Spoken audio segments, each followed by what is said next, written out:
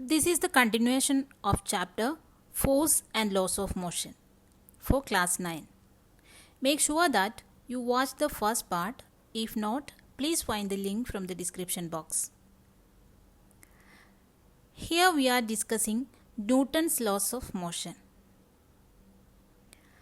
There are mainly three laws that govern the motion of objects. These three laws are known as Newton's laws of motion. We can discuss Newton's first law of motion. An object remains in a state of rest or of uniform motion in a straight line unless compelled to change that state by an applied force. That means, if a body is at rest, it remains at rest if there is no external force.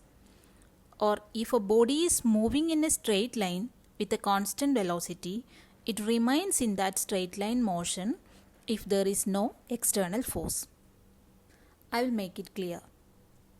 See a block of having 10 kilogram mass, and there will be a weight force that is given by W is equal to mg.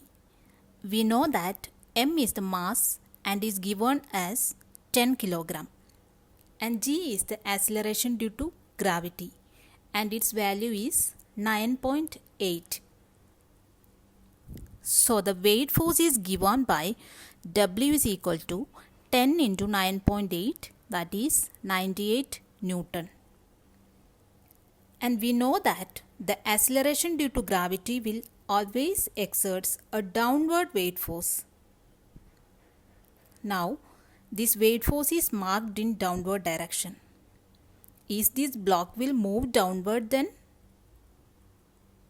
No, because there is another force which balances this weight force, which is equal in magnitude but opposite in direction, and is called the normal force, which will act in the upward direction as shown here. Here the normal force is same in magnitude, that is 98 Newton, but its direction is opposite to that of weight force. So we can say that this is a balanced force. So the block will remain undisturbed, and it will move only if we provide an external force. See another case. Here a ball is moving on a surface. It will move in the same way without any disturbance. If it move forever? No. If we applied an external force like this force will restrict the motion of that ball.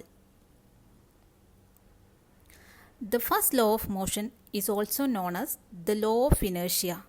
For that, we need to know what is inertia.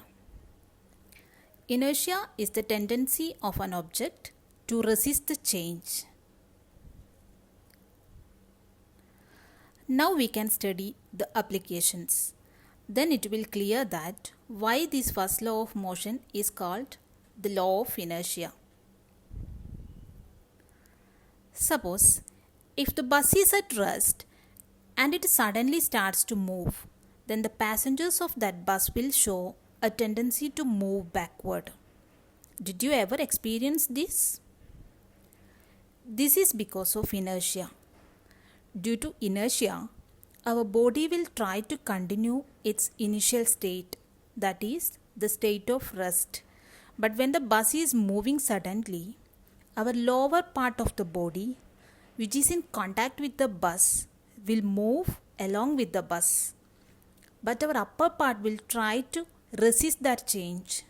So, they are leaning backward. Similar in the case when a bus suddenly stops, the passenger will show a tendency to lean forward.